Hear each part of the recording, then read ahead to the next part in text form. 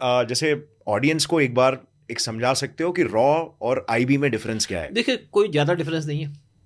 आप आज डिफरेंस करना चाहें आर्मी के अंदर, नेवी के अंदर और एयरफोर्स के अंदर, एक सी में जाती है, एक लैंड पे जाती है, एक एयरफोर्स पे, एक स्काई में जाती है। राइट। रॉ जो है वो एक्सटर्नल देखता है कि इंडिया के जो इंटरेस्ट है बाहर से, या जो हमें थ्रेट बाहर से आता है। आईबी इंटरनल देखता है। आईबी के पास जो पॉलिटिशियन उनके भी वाच रखनी पड़ती है, यहाँ पे जो उनके पास ज़्यादा रिस्पॉन्सिबिलिटी है। और रॉ जो थ्रेट देखता है बाहर से, अगर कोई बाहर से थ्रेट तो नहीं आ रहा। अगर आज यहाँ पे कुछ लोग पकड़े गए हैं राम मंदिर के पास, खालिस्तानी, तो मुझे लगता है वो खबर रॉ ने दी होगी बाहर से, और तभी उसके ऊपर काम किया गया। तो एक्चुअली क्या था कि इंदिरा गांधी का विजन था रॉ क्रिएट करने का। मैं तभी उनकी तारीफ करता हूँ। लोग कहें जी डिक्टेटर थी, फलाना था, मैं कुछ नहीं मानता। इंदिरा गांधी ने जो काम किया रॉ के लिए, कंट्री के लिए, किसी ने नहीं किया। उन्होंने 21 सितंबर 1968 के अंदर रॉ बनाई। आर एन काओ को इसका चीफ बनाया, और आर एन काओ के विजन 600 आदमियों से हमने बांग्लादेश को तोड़ दिया।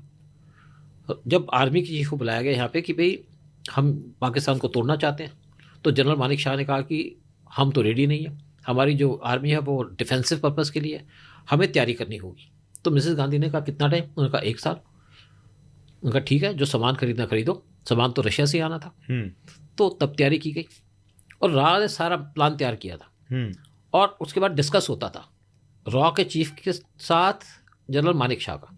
शाम को चाय पीते थे हर एक इवनिंग के अंदर, कोई हड़बड़ी नहीं बची हुई थी।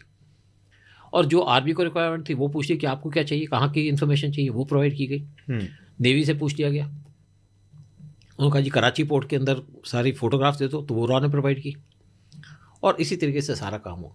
अगर आप आज बालाकोट की बात करें, स्ट्राइक तभी हुई ना कि वहाँ पे एयरफोर्स क्या करती जा करके। एयरफोर्स को तो पता ही नहीं था कि स्टेशन कहाँ पे है। तो इसकी जो पूरी इन्फॉर्मेशन कि कहाँ कहाँ पे किसके कैंप्स हैं, वो रॉ ने दी। और 3 मेजर कैंप्स चुने गए। एक था पीओके के अंदर, तो एक कोई नल्ला जगह है। तो पीएम मोदी ने कहा जी मुझे पीओके में नहीं करना, मुझे पाकिस्तान में करना है, क्योंकि ये बड़ा ऑपरेशन है। तो एक मिला उनको पंजाब के अंदर, पंजाब प्रोविंस के अंदर, लेकिन उसके पास एक मस्जिद थी, साथ में एक सिनेमा घर था। तो पीएम मोदी ने कहा मुझे सिविलियंस को नहीं मारना। तो उसी लिए बालाकोट चुना गया, और बालाकोट पर स्ट्राइक हुई। बालाकोट के अंदर रिक्रूटमेंट भी हो रही थी, नया कैंप स्टार्ट हो रहा था। तो उस टाइम पे था कि यहाँ पे 300 मिलिटेंट होंगे, अटैक किया गया। बाकी आप जानते ही सारा कुछ क्या हुआ। तो इसी तरीके से काम किया जाता है। सो अगर आपको ये क्लिप पसंद आई तो पूरे पॉडकास्ट का लिंक नीचे डिस्क्रिप्शन में। Indulge and enjoy.